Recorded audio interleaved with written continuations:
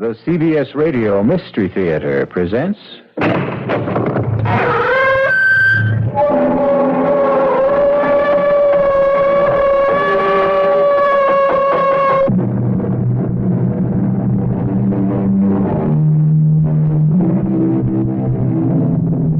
Come in.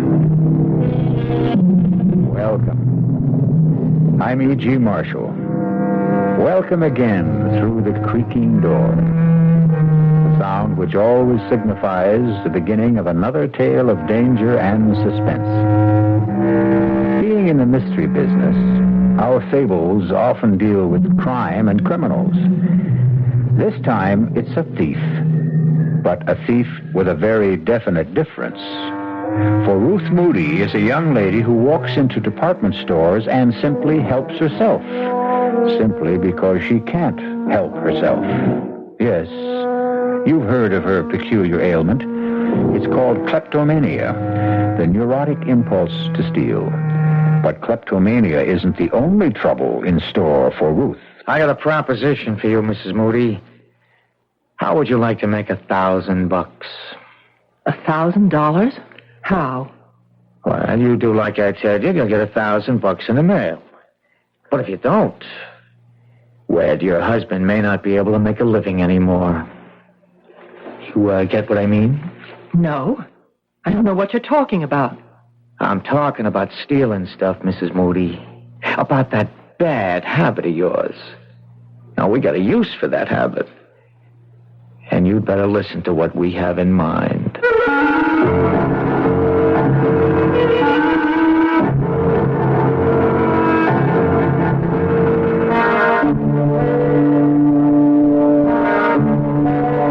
Our mystery drama, The Trouble with Ruth, was written especially for the Mystery Theater by Henry Slessor and stars Marion Seldes. It is sponsored in part by Anheuser-Busch Incorporated, Brewers of Budweiser, and Buick Motor Division. I'll be back shortly with Act One.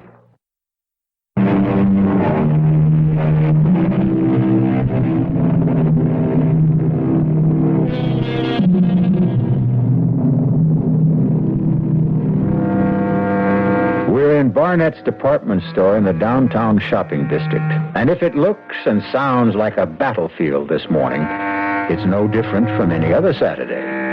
Well, maybe a little more so, since Barnett is running its semi-annual clearance sale, just as it does every other month. It's the ideal place and time for bargain hunters, and unfortunately, for shoplifters. Pardon me, miss. Yes? Would you mind coming with me just for a moment, please? What for? Our assistant manager, Mr. Hutchins, would like a word with you. I don't know, Mr. Hutchins. Why should you want to talk to me? Now, please don't make any trouble. I could call the guard and have you escorted upstairs. You wouldn't want me to do that now, would you? Guard? Well, why? What have I done? I think you know exactly what you've done now. Will you please come with me quietly?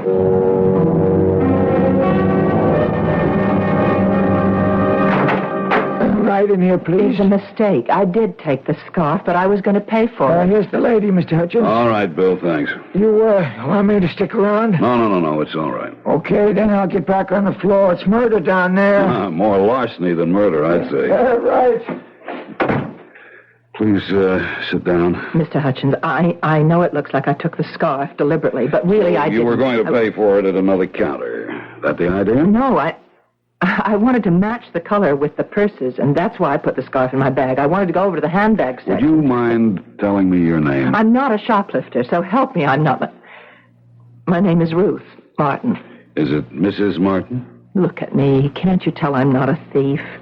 I don't even know why I took this scarf. It's just a cheap little thing. It's not at all like the clothes I wear. Well, look at me. Can't you tell? Would you wait just one moment, Mrs. Martin? What's that you've got? Oh, it's just a little handbook we keep, sort of a private record book.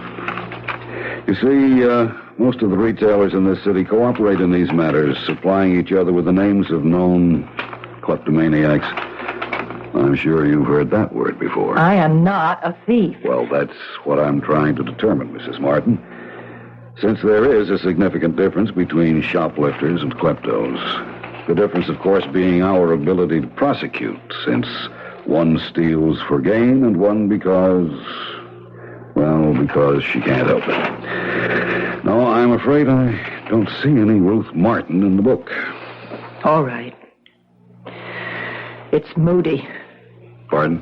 My real name is Mrs. Ruth Moody. I didn't want to give you my real name. I didn't want my husband to know Moody. about this. Yes, here it is. Ferraro's, 3 spools of thread, pearl buttons from Wilkinson Smith. Oh, well, the last time it was a handbag. Awful, ugly, beaded thing. It wasn't even worth more than $5 or $6. Are you going to call my husband? Is that what happened at these other places? Yes. Oh, it was awful. Please, I have the money to pay for the scarf. I'll gladly pay you twice what it was worth. Please don't let him know it happened again. Don't you think it's best that he know? Maybe he'll try to help you over the problem. Don't make me beg you. My husband has a job in the city government, a very important Mrs. job. Moody, I'm not interested in causing you any trouble, believe me. Look, here, take the scarf back. Well, what's this? Nothing. Some costume jewelry that I bought in another... Mrs. Moody, you didn't buy this any more than you bought the scarf. It still has the price tag on it.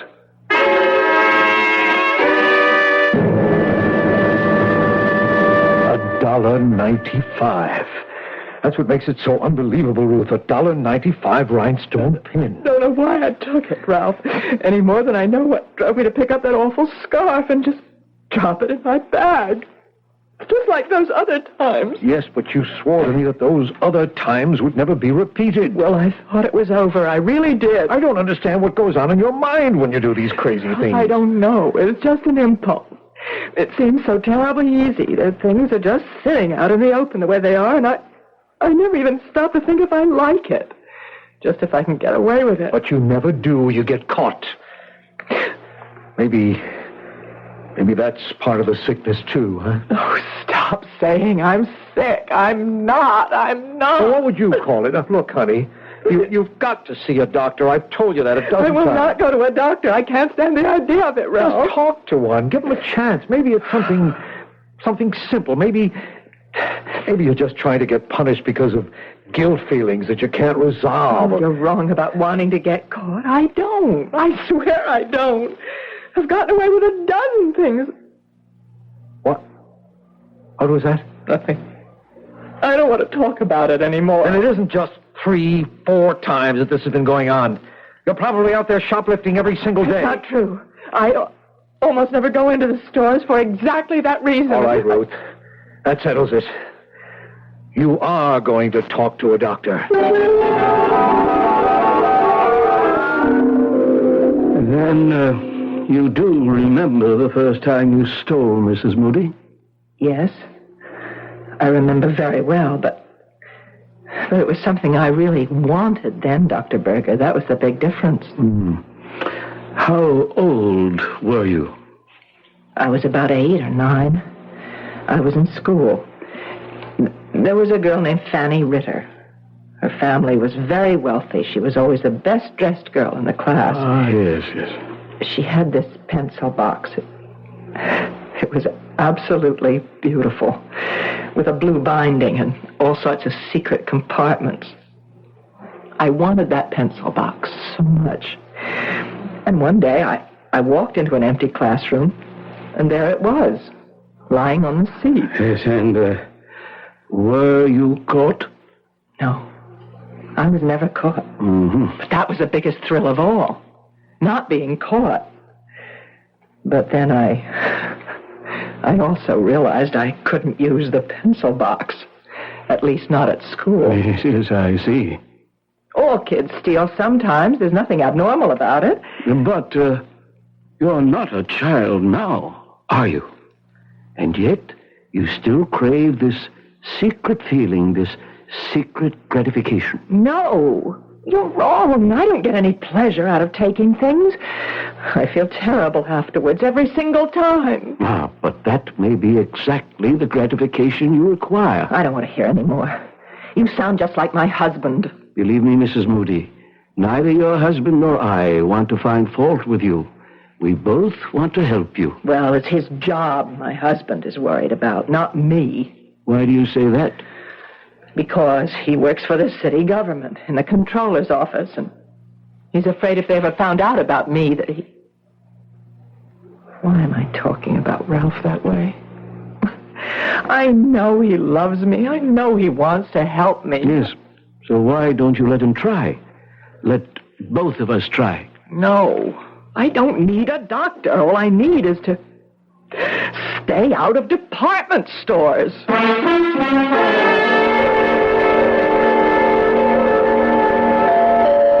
Who is it? All right. Mrs. Moody? Yes? Hi, Mrs. Moody. You don't know me, but my name is Tom Andrea. There's something I have to talk to you about. I know exactly what it is. Encyclopedias. Or is it magazine subscriptions? No, ma'am, it's nothing like that. Well, whatever it is, I'm not interested. It's about department stores. What? You know, stores where people buy things and take things, too, sometimes. Are you from Barnett's? No, Mrs. Moody, I don't work for Barnett's or for Wilkins and Smith or any of those places that you like to shop in. But look, it's pretty drafty out here. Can't I come in for a minute? All right. Thank you. Your husband's not home, I suppose. I mean, it's a working day, so he's at work, right? Oh, that's clever thinking. Can we talk in here? Only if you get right to the point. Well, now, look, this ain't the kind of thing you like to just blurt out. I mean, it's kind of sensitive. You know what I mean? No, I don't. I mean, it's about you and your husband and so forth. If you think about it for a while, you'll get my meaning. Am I right? You'll have to be more specific. Well, you just won't come out with it yourself, huh? Okay, I'll say it for you. I'm talking about you being a shoplifter. That's a lie. Whoever told you that is a liar. No. It's true. Wait a minute. If you think you can blackmail me by telling my husband... No, Mrs. Moody. We know that your husband knows all about it. He's been getting you out of jams for years. Then what do you want here?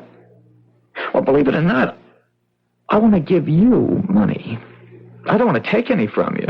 What for? Services rendered. What? I got a little proposition for you, Mrs. Moody. How would you like to make $1,000? $1,000? How? Well, you do like I tell you. You'll get $1,000 in the mail. But if you don't, well, your husband may not be able to make a living anymore. You get what I mean? No. I don't know what you're talking about. I'm talking about stealing stuff, Mrs. Moody, about that bad habit of yours. Now, we got a use for that habit. And you'd better listen to what we have in mind. How did you know about me? Who told you about me? Well, let's just say I got sources.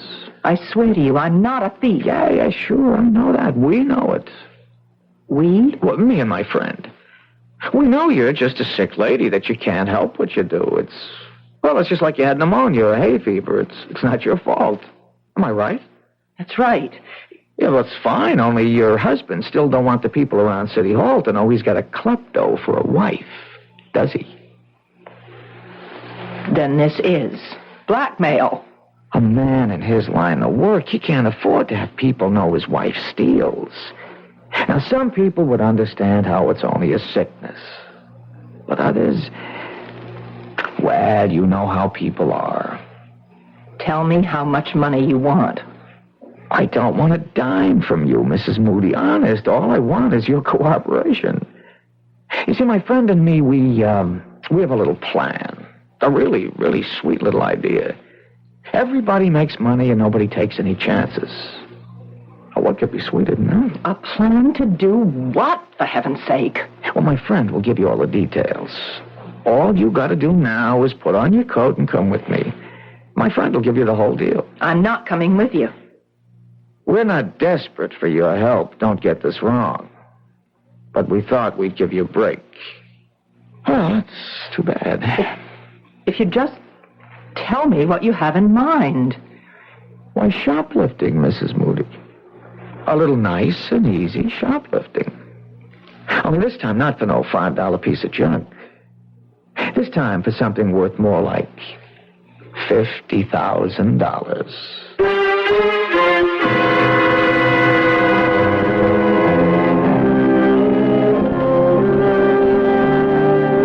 Well, troubles have a way of multiplying themselves, don't they? And as you've just heard, the trouble with Ruth has suddenly developed serious complications. Will Mrs. Moody's unwilling petty larceny turn into larceny of the grand variety? We'll find out when we return shortly with Act Two. And now back to the CBS Mystery Theater.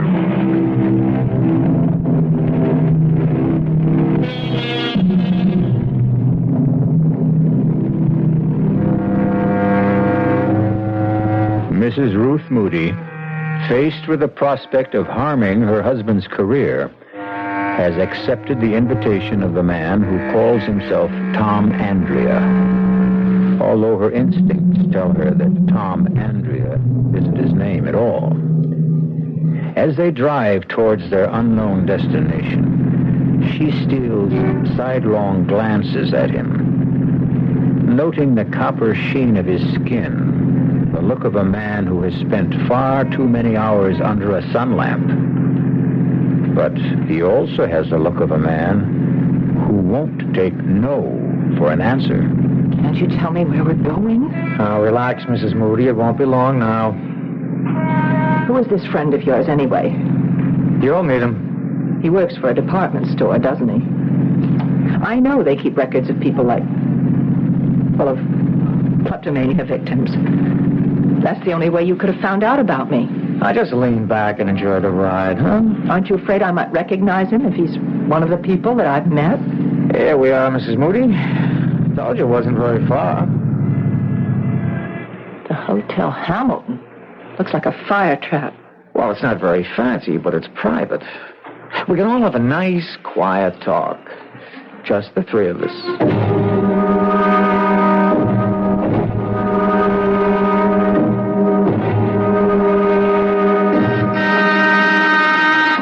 One moment. That you, Tom? Yeah, it's me. The lady with you? Yep, she's here. Just a second, then. Oh, No, don't be scared, Mrs. Moody. My friend doesn't really look like that. He's just got a stocking over his face. Come in. I hope you'll forgive the mask, Mrs. Moody. I know it looks grotesque, but it's necessary for your own protection. for me? It's important that you don't recognize me after our business is concluded. It would be embarrassing if we were to run into each other in different circumstances. In a department store, for instance? What my friend means, Mrs. Moody, is that if you started hollering for the cops when you saw him again, we would have to do something about you. Understand? Yes, I understand. But please don't be alarmed. Nothing like that's going to happen. I can assure you that I am not a professional criminal. No more than you are. Then what kind of criminal are you? Why don't you sit down? The sofa's the only comfortable seat in the room. Here, let me take these papers away. I was just drawing up a few diagrams to help you understand exactly what you have to do. Diagrams? Would you like some coffee? We have a small kitchen. There's a pot already made. No, I don't want any coffee. Tom, why don't you do the honors? Do you drink yours black, Mrs. Moody? I'm afraid I don't have any cream. Oh, all right, black coffee. I see, Mrs. Moody. I told you it was going to be very friendly. Well, now, how much has Tom told you about our little enterprise? He just said that if I didn't help you, you'd tell my husband's employers about me. Well, I really hate for that to be the inducement, Mrs. Moody. I was hoping that you'd cooperate more willingly. Why should I? Well, didn't Tom mention the $1,000? He also mentioned something about $50,000 about shoplifting something worth a fortune. Don't tell me you have qualms about it. A lady with your history? You just don't understand about me. I don't take things because they're valuable or even because I want them. I'm not a thief, not in the ordinary sense of the word. Yes, we know that. And that's exactly why we're taking you into our little circle, Mrs. Moody, because you're a kleptomaniac, not an ordinary thief. And that's why you can help us commit an extraordinary crime. I don't want to commit a crime, and I don't want your $1,000. Here's your coffee, Mrs. Moody. Let me tell you what makes it so different, Mrs. Moody. An ordinary crime entails a certain amount of risk. But this particular crime is guaranteed to be risk-free. Oh, that's what people always think. No, Mrs. Moody, even professional criminals recognize a certain degree of chance when they plan their enterprises. Personally, I would never get involved in anything like that. I loathe the idea of being arrested. Well, so do I.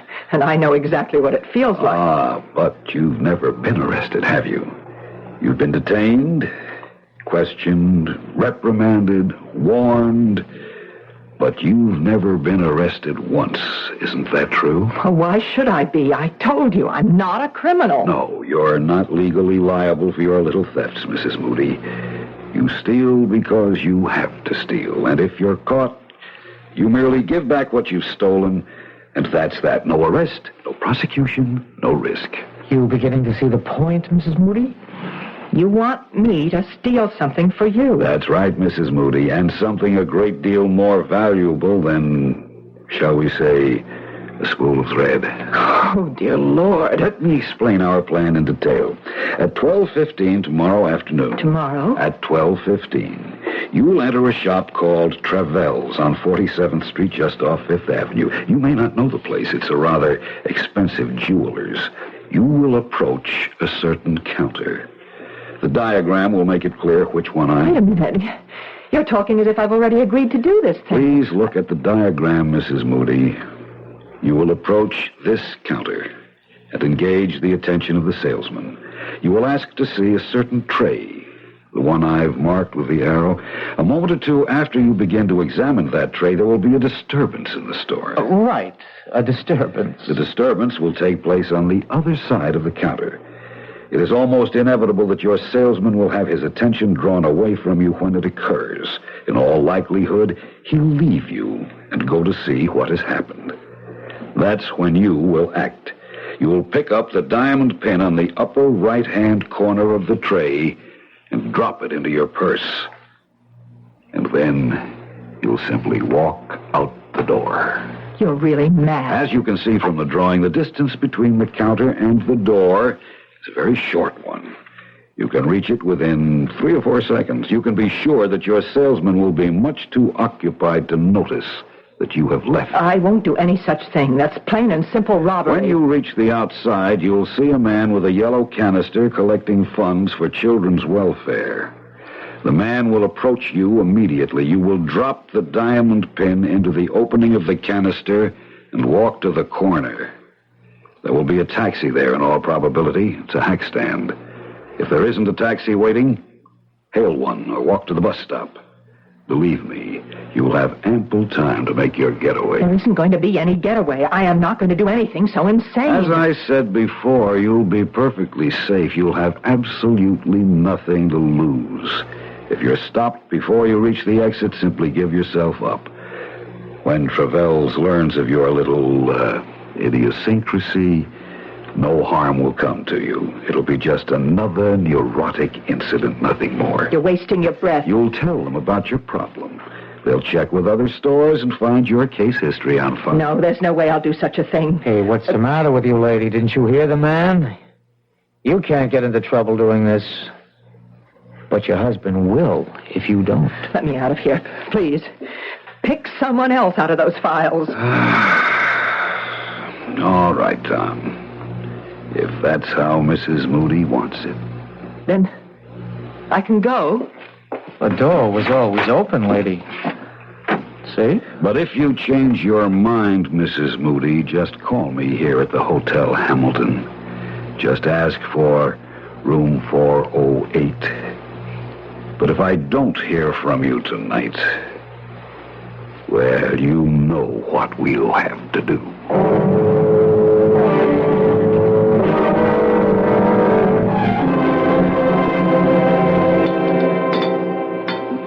You've sure been quiet tonight, Ruth.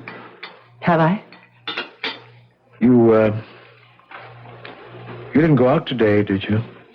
No. I told you I wasn't going anywhere. I was just wondering. I mean, you said something about dinner tonight, about cooking something special, and here we are with last night's meatloaf. But you said you didn't mind. Oh, of course, I don't mind. You know I'm not fussy about food. I know. You're just too nice for your own good sometimes, Ralph. And, you just weren't feeling up to cooking today, is that it? Oh, I know what you're thinking. You think I went on another shopping spree, or should I say shoplifting? No, Ruth, I didn't think anything of the kind. Well, I didn't. I swear I didn't. Okay. Ralph, can I ask you something? Sure. What would happen if people knew about me? What people? The people you work for, in the controller's office. Or, the mayor himself. What if they knew about my illness? They'd know, that's all. Would it hurt you? Honey, this is silly. Nobody knows about your problem but you and me and a few department stores.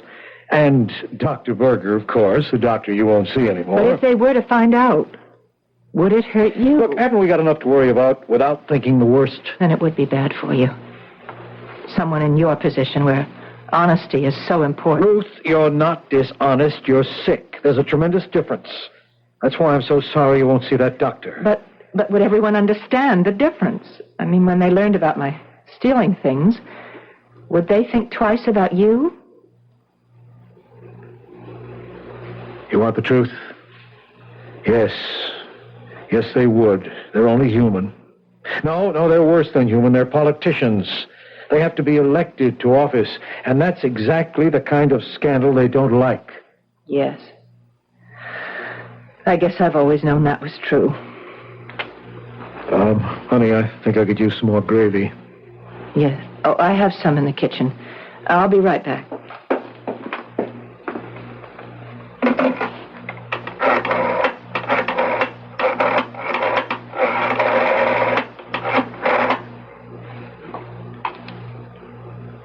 Is this a Hotel Hamilton? Room 408, please.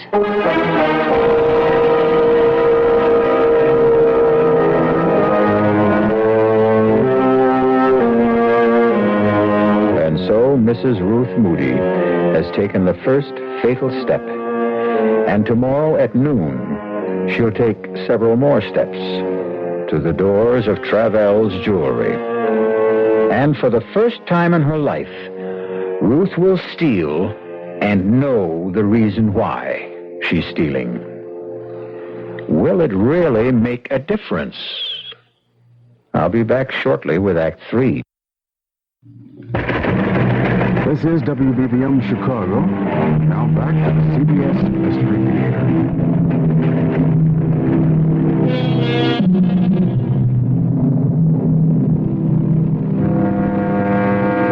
At 11:30 the next morning, Mrs. Ruth Moody left her apartment and took a Fifth Avenue bus to 47th Street. None of the other passengers saw anything unusual in her expression. They couldn't read the turmoil of her thoughts or the fear that haunted her eyes behind the sunglasses she wore to hide them. She kept telling herself that what the man in the stocking mask said was only too true, that no matter what happened, she couldn't be blamed for what she was about to do. She was still telling herself that when she pushed open the heavy glass door of Travell's. May I help you, madam? Oh, yes, please. I'm looking for a diamond pin. It's a present for my mother. I see. Do you have any particular kind of pin in mind? We have everything from abstract designs to representational pins. You know, animals and flowers and so forth. Maybe if I just browsed a little. Certainly. You can see some of our selection right here, but we do have others. Oh, yes. There's so many, aren't there? Of course, it would help if you knew the price range. Well, the price isn't important. It's just that the pin be right. Yes, I see. This tray right here, on the first shelf. Yes. Well, that seems to have quite a few nice pins. Yes, I'll bring it out for you. Actually, these are some of the best stones in our collection. You have good taste. They really do sparkle, don't they? This is what I meant by representational. As you can see, it's in the shape of a cat. Oh, well, no. My mother hates cats. I think maybe just something simple. Something. You just take your time. All right. Thank you. What was that? Someone smashed one of my cases. Excuse me. Terribly sorry. A clumsy thing that it is. It's all my fault. I was holding my umbrella under my arm that just slipped out and hit the glass. I'm terribly I've got to do it now. I really don't know how. All right. I've Just got it. step back, please. Bob, would you lend a hand over here? There's glass all over the merchandise. I feel dreadful about this. It's quite all right, sir. No harm done to her, I assure you. I've done it. I've really done it. Outside. Help the needy children. Help the needy children, lady. What? Please help the Children's Welfare Society, lady. Oh, yes, of course. Here. That's all I have. Thanks very, very much, lady. Thanks a lot. Help the needy children.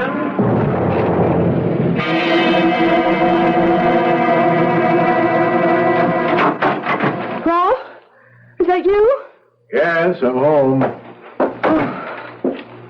How are you, honey? I'm all right. You sure? You don't look so good. No, I'm fine, really.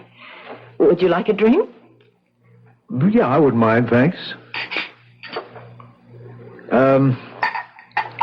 What'd you do today? I went out for a little while. Where to? Oh, no, in particular. I took a walk. Weather was nice. Uh-huh. Took some things to the cleaners. Did a little marketing. Here's your drink. Oh, thanks. For heaven's sake, stop looking at me like that. I can't bear the way you look at me sometimes, Ralph. I'm sorry, Ruth. It's nothing deliberate. Well, of course it's deliberate. It happens all the time now. You keep staring at me as if you're trying to read my mind. As if you wanted me to confess something. Now, Ruth, that isn't true. You've got to stop thinking such things every time I look at you. What's going to happen to us, Ralph?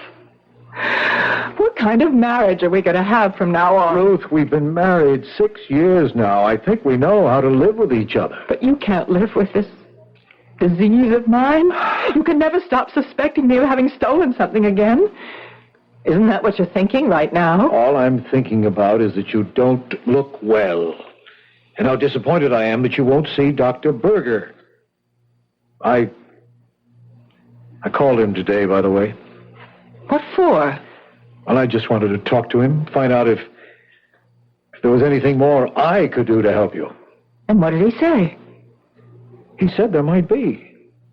Well, what do you mean by that? Well, I told Berger about our talk last night, about how worried you are that the people at City Hall might find out about your illness. Now, he told me that was an important part of your guilt syndrome, whatever that means. Oh, I hate that psychiatric double talk. Just the same, he thought you'd be a lot better off if you weren't concerned about such things, if you were able to admit that you were ill. I do admit it. That doesn't mean that other people have to know about it. Ruth, I told him. What? I told McGuire, the controller. I took him out to lunch, and I told him all about your kleptomania. Oh, no, Ralph. Oh, no. Look, I began to realize that I was hiding it, too, that I wasn't treating it like an illness, either. That I was acting as if it were something shameful. What did you do it for?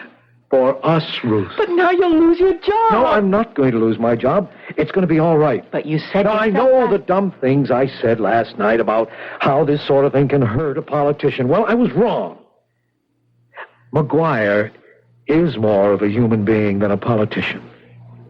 You mean he's not going to tell anyone else? He won't give me away? No, that's not what I meant. McGuire suggested that we both go and talk to the mayor himself about this. Oh, Ralph, you can't. I already have, Ruth. What? I've seen the mayor. And you know what he said? He said that it wouldn't make any difference to him this year or next year when he recommends me for the #1 job in the controller's office. The #1? That's right. McGuire is moving up. I'm next in line for his job. And the mayor is behind me now, Ruth. Do you think he'd be behind me if he really thought my wife was a thief? Oh, dear Lord. Ruth. Oh, what have I done? What have I done? Honey, what is it? Oh, why did I go through it? What's the matter, Ruth? I just told you everything's okay. I've ruined everything now, Ralph. Oh, God, if you knew what a horrible thing I did today. What are you talking about? I am a thief now. God help me, Ralph. I really am a thief.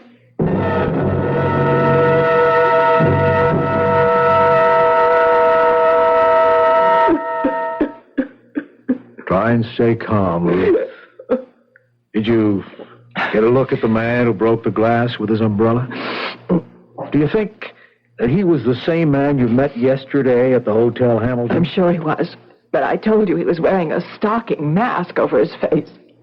And this other man, the one who called himself Tom Andrea, he was the same man who was collecting for children's welfare outside the store? Yes. Ruth, you know, there's only one thing to do now, don't you? What do you mean? We've got to tell the police. Oh, Ralph, no, that would be awful. Travels will have discovered the theft by now. They must have your description from the clerk. Sooner or later, you might be identified. But they can't do anything to me, Ralph. I'm not responsible. I'm sick. No, Ruth, in this case, you are responsible. That's why we have to call the police.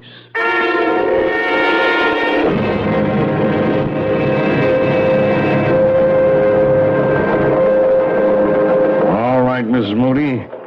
Here's the typed statement you gave us. Can I go home after I sign it? Yes, of course. But better read it over first. What happens after that, Lieutenant Ames? That depends. On what?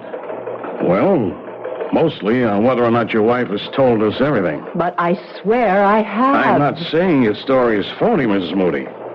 My own viewpoint is that it's too cockeyed to be phony. But that may be a subtle way of looking at it. Why should she lie about this, Lieutenant? What would my wife have to gain? Well, she could stand to gain a diamond pin worth almost $50,000. But she doesn't have the diamond. She gave it to them. Yes, that's a story. But let's say, for example, that those two men never existed. Oh, that's a horrible thing to say. I'm telling you how other people might see this thing. If you were a crook, and you realized that you'd been spotted in Travels, well, this story of yours would put you in the clear, wouldn't it? But it's true. Every word of it. But you see the problem, don't you? You've been identified as the robber. You've confessed to stealing the pin. The fact that you're a known kleptomaniac doesn't help. Some people might even be nasty enough to say that you got yourself that reputation deliberately. This is incredible. You're accusing my wife of being a thief. Oh, what can I say to convince you? If you could only give me a better description of those two men. Well, I've done the best I could. The first man, he was of average height, dark hair, very sunburned. Yeah. You keep telling me about that sunburn. But that's not going to last very long, is it? Lieutenant, you think that sunburn was a kind of disguise? I'm sure it was, Mr. Moody. Oh, and the other man, he wore a stocking mask. There's no way I can describe him. What about the hotel, Lieutenant? No good. It's a kind of a dump which doesn't even bother to keep a register, even though it's a city ordinance. But the clerk might be able to identify the man who took the room. Maybe, if we could produce him. Only, how do we do that? What about the $1,000 they promised to send her? Oh, I wouldn't count on that. If she's telling the truth, you'll never hear from him again. Okay, so maybe it's a new gimmick. Maybe one of them works in a department store, has access to the names of recognized kleptos. I'm sure he did work in a department store. Yeah, and so do thousands of people, Mrs. Moody. All you've got to do is name the one. And if she can't, what happens then? I think you know the answer to that. Will I be arrested? But you can't arrest her. She's sick. She was seeing a doctor. And I'm going to see him again. Oh, so help me, Ralph. Do you really mean that, Ruth? I'm not going to stop seeing Dr. Berger until I'm cured. Unless they send me to prison first. Well, have you read the statement, Miss Moody? Yes. Yes, it's all right. I'm ready to sign it. Fine. Yeah, let's see. I thought I had a pen on this desk. Oh, well, I think there's one in my purse. I'll get it. Hey, it's funny. What is? Well, this isn't your pen, Ruth. I don't recognize it, do you? Let me see. No, that isn't my pen. Oh, Ruthie, no, not again. You mean you stole it, Mrs. Moody?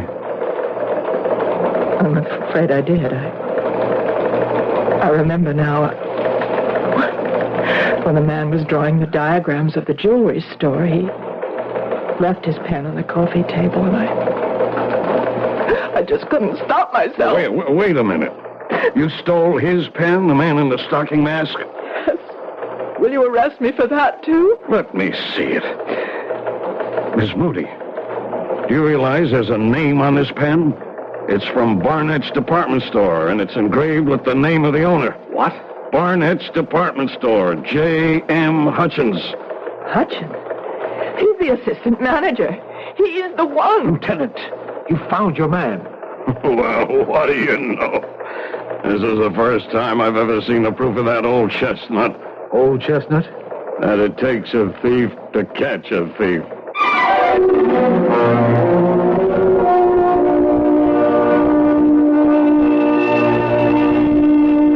The moral of this story might be, never steal anything small, particularly if it's a diamond pin worth $50,000. Will you be happy to know that the police investigation proved the guilt of Mr. J.M. Hutchins and the innocence of Mrs. Ruth Moody? And the last we heard, the only trouble with Ruth was going to be a little one. I'll be back shortly.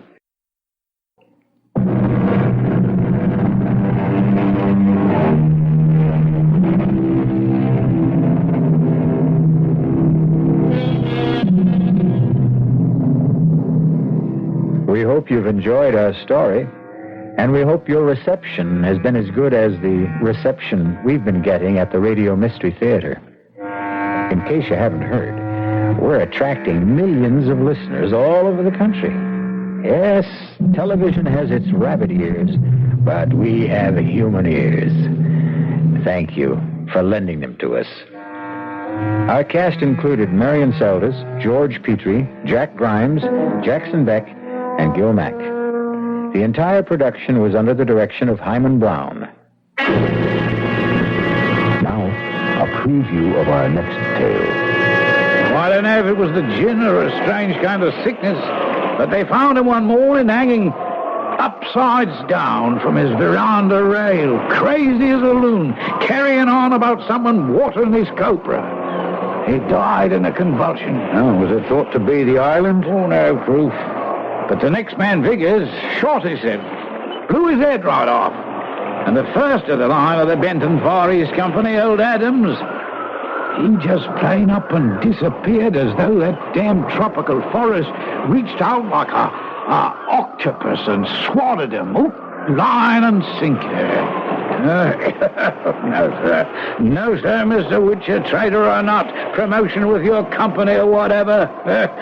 You wouldn't get Captain Ben Randall here to set one foot on the beach at Palisar. Radio Mystery Theater was sponsored in part by Buick Motor Division and Anheuser-Busch Incorporated, Brewers of Budweiser.